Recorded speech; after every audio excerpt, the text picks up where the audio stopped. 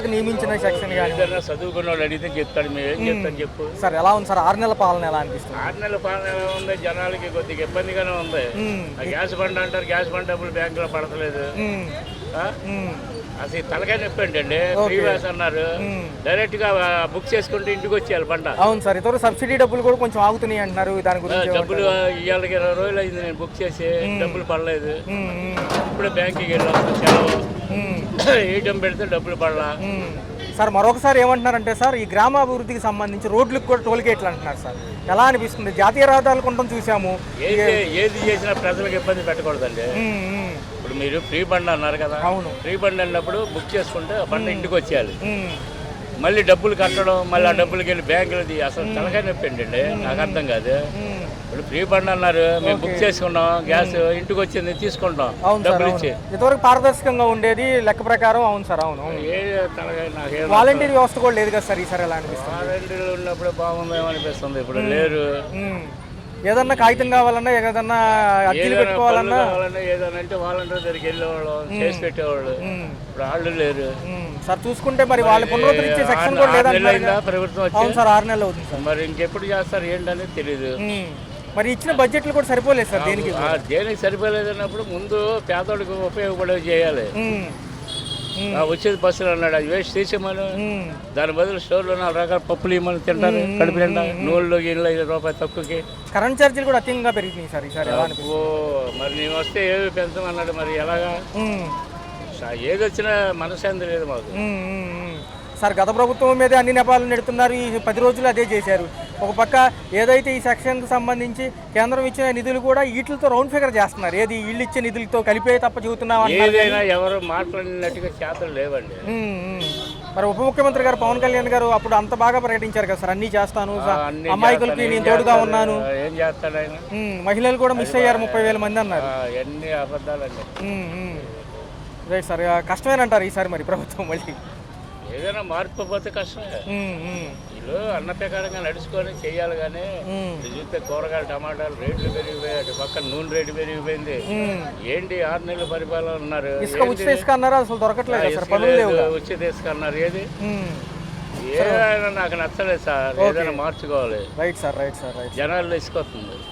అత్యంత వ్యయమైన ఈ పథకాలు నిజంగా జనాలకు అవసరం ఉన్నాయా? పారంపర్యంగా ప్రతి పార్టీ వచ్చినప్పుడల్లా ఇస్తుంది కాబట్టి తప్పదంటారా? తప్పదు కదా, ఇవ్వాలి కదా. ఇస్తామనే వచ్చింది. మీరు ఇస్తామనే. అవును సార్. అవును, కరెక్టే. ఇస్తామన్నప్పుడు ఇవ్వాలి కదా. లేకపోతే జనాలు మోసం చేస్తారు. ఆల్రెడీ మొండి చేయి వాలంటీర్లకు చూపించారు. ఎలా అనిపిస్తుంది? వాళ్ళకు మీకు 10,000 ఇస్తామన్నారు, మరి వాళ్ళకి అసలు తీసేసారు. అదేం పద్ధతి? ఇస్తామన్నప్పుడు ఇచ్చి చెప్పి చేస్తే అది పద్ధతి కరెక్ట్. ఎవరే ఏ నాయకుడు అంటే ఆల్రెడీ లోటు బడ్జెట్ లో ఉంది కదా సార్ ప్రభుత్వం. కొంచెం లోటు బడ్జెట్ ఉన్నప్పుడు నువ్వు ఎందుకు నీకు తెలియదా? అమాయకులు ఏం కాదుగా మీరు. అవును సార్. అవును, మీకు అంతా తెలుసుగా, ఎంత ఉంది ఏంటి అన్ని తెలుసు కదా. అట్లాంటప్పుడు జనాలు మోసం చేయటం తప్పితే ఇంకేముంటుంది? ఒక పక్క మోడీ గారికి ఈసారి సపోర్ట్ ఉంది కాబట్టి పోలవరం, అమరావతి ప్రతిసారి ఎలక్షన్ ప్రచారానికే వాడుతున్నారు తప్ప సాగుతుంది అంటారు ఈసారి. ఏం వస్తుందో అందరూ అదే అంటారు. ముందుకు సాగదు, చర్చ. మోడీ ఇస్తే కదా డబ్బులు, ఆ మోడీ ఇచ్చేది లేదు చర్చ. యువత పాపం అత్యంత దీనస్థితిలో ఉన్నారు. రెండోది ఉద్యోగ కల్పన కోసం చూస్తున్నారు సార్. మరి ఈసారి అన్న అవుతుందా? ఏమవుతుంది? మాటలకి ఇప్పుడు రోడ్లు వేస్తానంట, పోలు వేరలకి, కార్లకు కానీ పెద్ద బళ్ళకి కానీ అన్నిటికీ టోల్ ఫీ చేస్తారు. అవును సార్, చెప్పారు. అవును, ఇప్పుడు అసెంబ్లీలో చెప్తున్నాడు టోల్ ఫీ చేస్తారు. అవును సార్. 2-వీలర్ కూడా రాబోతుంది అంటారు కొత్తగా. రాదు గంట వాటి మటుకు వేస్తాడు. బాధుడే బాధ సార్. చూసుకున్నట్లయితే జమిలీ ఎన్నిక సిద్ధంగా అమ్మంటున్నారు. మరి ఎలా ఉండబోతుంది 2027కి దేశం మొత్తం ఒకేసారి? అప్పటికి ఇంకా జనాలు అర్థం చేసుకుంటాడు. వీళ్ళు ఏంటో వాళ్ళు ఏంటో బ్యాలెన్స్ చేసుకొని అప్పుడు డిసైడ్ అవుతాడు జనాలు. Right sir. రైట్. రైట్. గతమే బాగుందంటారా? జనరల్ విశ్లేషణ చూస్తూ ఉంటారు కదా. కూటమి అంటే అది కుంపట్లో ఉంది తప్పితే కూటమిలో లేదు. అది సూపర్ 6 అని పెట్టారు, అది రావట్లేదండి. ఓకే. ఏదైతే ఏమి అవైనా లేవు కానీ పరిస్థితి అయితే అలాగే వచ్చింది. ఓకే. ఓకే. అసెంబ్లీ సమావేశాలు కూడా చూశారు సార్, ఎలా అనిపిస్తున్నాయి? ఇవాళతో ముగియబోతున్నాయి. గత 9 రోజులుగా కొంచెం సైడ్ ఏముంది, కొట్టుకులాడటమే సరిపోయింది. ఈ ఆర్థిక బడ్జెట్ లోటులో ఇంత వ్యయం అనేది కరెక్టేనంటారా? ఒక పోలవరం, అమరావతి ఉంది, అనేక శాఖలు ఉన్నాయి, ఇంతకుముందు నిర్వీర్యమైనవి కూడా. ఎలా అనిపిస్తుంది? ఏంటది మళ్ళీ అడగండి. అదే సార్, పోలవరం అమరావతికి అత్యంత వ్యయం అవుతుంది అంటున్నారు. అవును. ఒక పక్క చూసుకుంటే ఇప్పుడున్న లోటు ఆయన బడ్జెట్. ఎంతసేపు కూడా ఇది అమరావతి మీదే ఉన్నాడు కదా చంద్రబాబు నాయుడు గారు. అది ఎక్కడి వరకు సక్సెస్ అవుతాడేది తెలియదు. ఓకే. అయితే పంతం బట్టి ఉన్నాడు అది చెయ్యాలని. వీళ్ళకి ఇవ్వాల్సిన సూపర్ 6 లో ఏమి ఇచ్చేది లేదు. ఏదో కొద్ది గొప్ప రిలీజ్ చేస్తారు. గ్యాస్ అనేది మొన్న కొంతమందికి పడ్డాయంట డబ్బులు. Okay sir. ఓకే. ఇద్దరికి ఇస్తున్నారు అన్నారు, కొంతమందికి పడ్డాయని చెప్పారు నాకు. ఉద్యోగ కల్పనే మా ప్రతినిధి ఏమంటున్నారు, 30 లక్షల పెట్టుబడి, 30 లక్షల పెట్టుబడితో కూడిన ఉద్యోగ కల్పన అంటున్నారు. ఎలా అనిపిస్తుంది? అవన్నీ జరిగేది లేవు బడ్జెట్ జరిగే. విశాఖపట్నం రూపురేఖలు మారుస్తామంటున్నారు కదా సార్, గ్రీన్ కార్డర్తో సహా పెట్టుబడులకి దాము అదే అంటున్నారు కదా ఈసారి. అసలు ఇప్పుడు కాదు కదండి, వైజాగ్ ఎప్పుడో డెవలప్ అయింది యాక్చువల్గా. మన జగన్ గారు కూడా ఐడియా అదే కదా. కేంద్రం సపోర్ట్ గట్టిగా ఉంది సార్ ఈసారన్నా పోలవరం గట్టెక్కిద్ది అంటారా? చెప్పలేము సార్, దాని పేరు చెప్పుకుని డబ్బులు తీసుకుంటే తప్పితే దాంట్లో. రోడ్ల వ్యవస్థ పునరుద్ధరిస్తామంటున్నారు. విజయవాడలో బ్లేడ్ బ్యాచ్ని గంజాయి బ్యాచ్ని కంట్రోల్ చేస్తామని నిన్న అన్నారు. జరిగేది లేదు. ధనలక్ష్మి స్లాబ్ కంపెనీ ఉంది అక్కడ. మీరు రోజుకు ఒక్కటన్నా జరుగుతుంది. ఓకే. ఓకే. ఆటో వాడైనా సరే ఈ మధ్య నన్నే అటాక్ చేసి. అయ్యో సార్, అయ్యో. చెప్తున్నాను నేను జనరల్గా అటు నుంచి వస్తుంటే ఆపాడు రాత్రి 12ంటికి ఒకళ్ళని ట్రైన్ ఎక్కించాం. మనం అంటే ఏజ్ అయింది కదా, ఏదో రాజీపడి వచ్చేయటం తప్పితే మనం కలబడే స్టేజ్ కాదు. ఇప్పటికి అక్కడే ఉన్నారు. ఈ 6 పథకాలకి ఇచ్చే చాలా వ్యయం అవుతుంది సార్. మరి ఎలక్షన్ లో ఇచ్చిన హామీలు నెరవేరుతాయంటారా? ఊరినే ప్రచార ఆర్భాటమేనంటారా? ఇప్పుడు మన ప్రజలు కూడా దాని గురించి చెప్పేదేం లేదండి. వాళ్ళు బయటపడలేకపోతున్నారు. ఆయన ఏదో చేస్తాడని వేసాడు, ఏదో ఇన్కమ్ తెప్పిస్తా అంటాడు, కానీ ఎక్కడ జరుగుతుంది? ఏదో 1% జిఎస్టీ పెంచండి, ఆ జిఎస్టీ మీరు తీసుకోవాలని అంటున్నాడు. కరెంటు బిల్లులు, నిత్యావసర బిల్లులు పెరిగినాయి. కందిపప్పు ఆల్మోస్ట్ పెరిగింది. అవును సార్. జగన్ గారు ఉన్నప్పుడు పెరిగిపోయినాయి అన్నారు, కానీ నాదెండ్ల మనోహర్ గారు అన్నారు, కానీ ఇప్పుడు ఈ గవర్నమెంట్ ఎన్ని పెరిగినాయి మీకు తెలియదు. అవును సార్. అవునవును. ఇసుక ఉచితం అన్నారు, పర్లేదంటారా? ఊరినే అది కూడా రాదండి, ఎవరు చేయలేరు.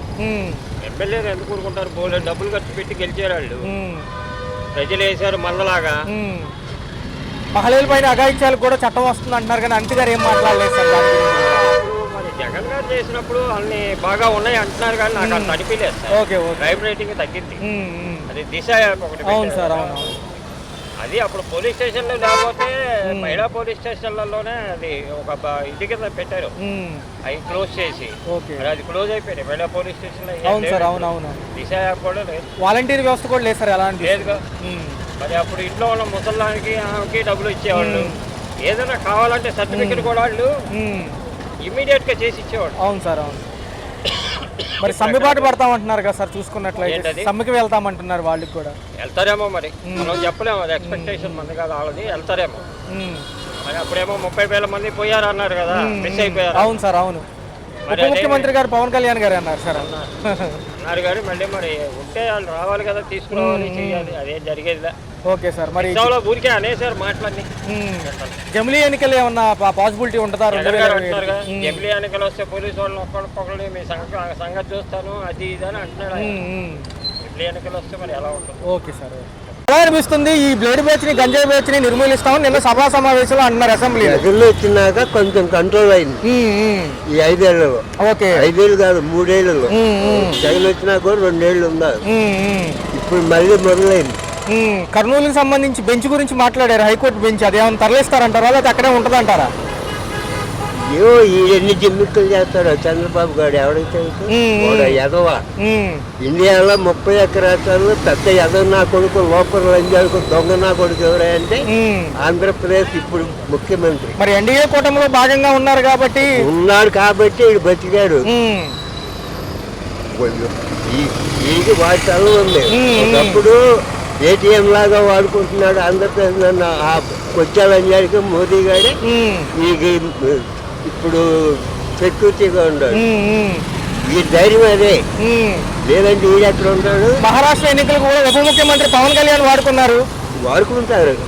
అవకాశం ఉన్నంత వరకు కేంద్రం మనకి ఎట్లా పట్టుకోవాలో ఓట్లని ఆలోచిస్తారు తప్ప దేశాన్ని ఎలా ఎవడుంటే బాగుపడుతుందని ఆలోచించేవాళ్ళు చాలా తక్కువ మంది ఉంటారు. మొన్న జగన్మోహన్ రెడ్డి గారు ఏమన్నారంటే, నేనుంటే ఈ పాటికి 2 పథకాలన్నా విడుదల చేసేవాడిని, వాలంటీర్ ఉద్యోగాలు ఓడబీగుతున్నారు వచ్చిన కాడి నుంచి. ఇప్పుడు వీడు వచ్చి పోలవరం పాడు చేశాడు.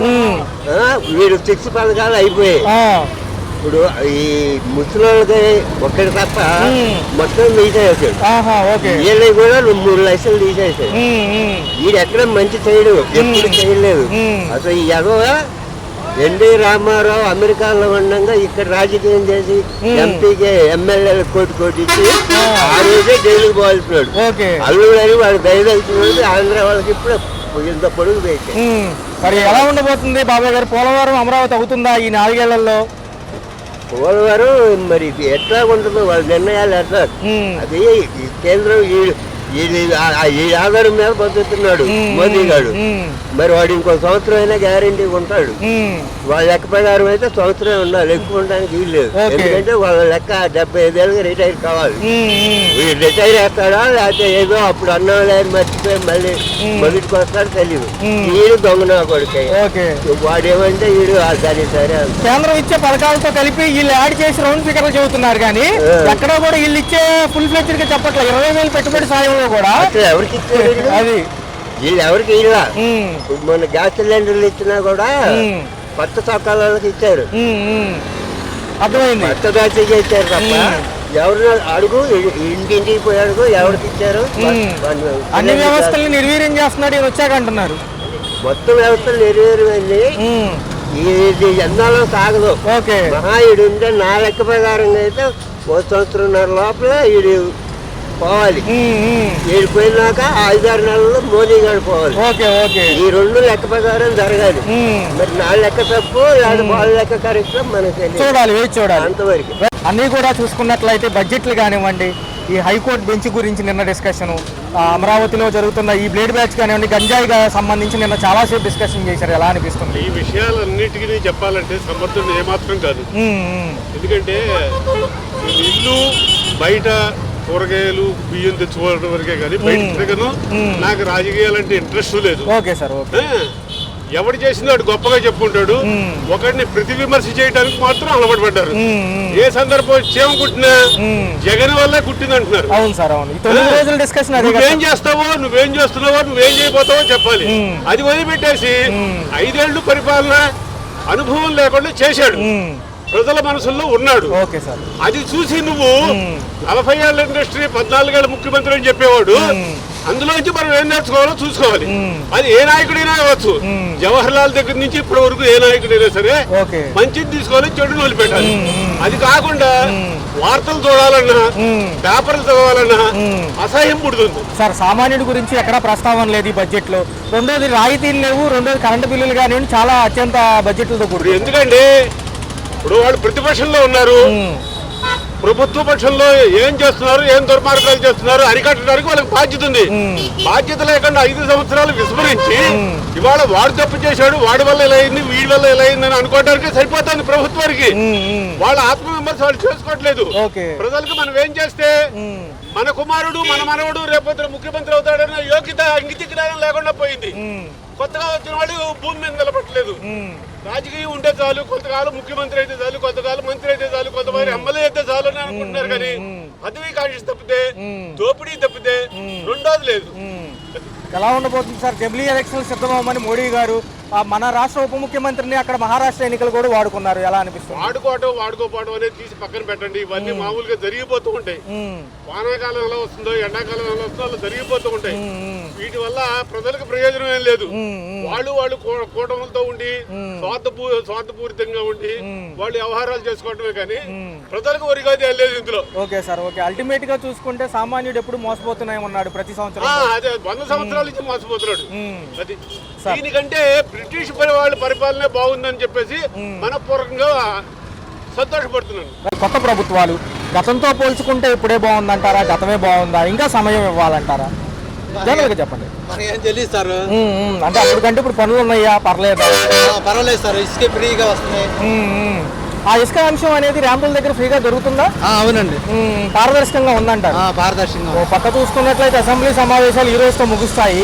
అనేక అంశాలపైన చర్చించారు. 6 పథకాలకు ఇచ్చిన బడ్జెట్లు కానివ్వండి, మిగతా సంక్షేమానికి కానివ్వండి, కొంత అరకొరగా ఉందని విశ్లేషకులు అంటున్నారు. ఎలా చూడాలి ఈసారి? ఎలా ఉండబోతుంది అంటే ఈ పథకాలు, బస్సు పథకం కానివ్వండి, గ్యాస్ సిలిండర్లు, పెన్షను, చేయూత, ఈ అమ్మక వందనం ఇవన్నీ కూడా చాలా బడ్జెట్లతో కూడుకున్నాయి కదా. అవునవునండి. గతం కంటే ఎక్కువ పెట్టారు ఈసారి ఎక్కువ పెట్టారు.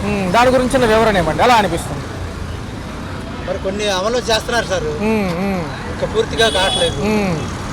ఓకే. అంటే రాష్ట్రం అప్పులు లో బడ్జెట్ లో ఉంది కదా, దాని గురించి కొంచెం పెండింగ్ లో ఆగిపోయింది. అంటే వీళ్ళు వచ్చి 6 నెలలు అవుతుంది. అవునండి. ఖచ్చితంగా చూసుకుంటే 4 ఏళ్లు పరిధి పెట్టుకుని అభివృద్ధి పనులకి శ్రీకారం చుట్టారు. మరి ఎలా ఉండబోతుంది ఈసారి? అమరావతి పోలవరం అయ్యిద్ది అంటారు, అంటే విజయవాడ వాసులకు మీకు తెలుసు కదా. అవునండి, అమరావతి గ్యారంటీ అండి. మరి పోలవరం సంగతి ఏమంటారు? మొన్న బడ్జెట్ సరిపోక హైట్ తగ్గించామన్నారు, తర్వాత మళ్ళీ పెంచామంటున్నారు, ఎలాగ చూడాలి? పోలవరం కూడా సక్సెస్ అవుతుంది సార్. ఈ 4 ఏళ్ళలో అవుతుందంటారు. అవుతుంది. మరి ఉచిత బస్సు పెడితే ఉచితంగా తిరిగే వాళ్ళు ఎక్కువైపోతారు కదా, అంటే పొరుగు రాష్ట్రంలో చూస్తున్న అవసరమేనంటారా? ఉచిత బస్సులు అండి ఓన్లీ మహిళలకే సార్. మహిళలకే మహిళలంటే అందరూ ప్రయాణం చేయరు, ఏదో కొంతమంది. అది మంచిదే సార్. చూసుకున్నట్లయితే విజయవాడకు సంబంధించి నిన్న సభా సమావేశాలు ఏం జరిగిందంటే బ్లేడ్ బ్యాచ్ కానివ్వండి, గంజాయి బ్యాచ్ అరికడతామంటున్నారు, మంచిదేనంటారా? మంచిదే సార్. ఎలా ఉంది అసలు పరిస్థితులు ఎలా ఉంటాయి ఇక్కడ జనరల్ గా మీరు చూస్తూ ఉంటారు? వరకు గంజాయి బ్యాచ్, బ్లేడ్ బ్యాచ్ చాలా అరాచకంగా ఉంది సార్. అరికడితే చాలా మంచిదే. ఈసారి యువతకి 20 లక్షల ఉద్యోగ కల్పన ఇస్తామంటున్నారు, మరి ఎలా ఉంది ఈసారి? మంచిదేనంటారా? 4 ఏళ్లలో ఖచ్చితంగా ఇస్తారండి. నమ్మకం ఉందంటారా? అవునండి. మరి జగన్మోహన్ రెడ్డి గారు నేను ఉండుంటే ఒకవేళ ఈ పాటి 2 పథకాలన్నా వదిలేవండి అంటున్నారు, లోటు బడ్జెట్ ఉంది కాబట్టి ఆ విషయాన్ని ప్రస్తావించారు. అప్పులు ఎలాగో అప్పులు అవుతానే ఉంటాయి కాబట్టి అంటున్నారు, ఎలా అనిపిస్తున్నారు? ఇప్పుడు జరగదా? రాష్ట్రం అభివృద్ధి కావాలంటే బాబే కరెక్ట్ అండి. ఇప్పుడు జగన్మోహన్ రెడ్డి అభివృద్ధి ఏం చేయలే.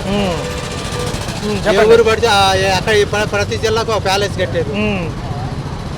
జనాల్లో టాకింగ్ బాగా ఉంది.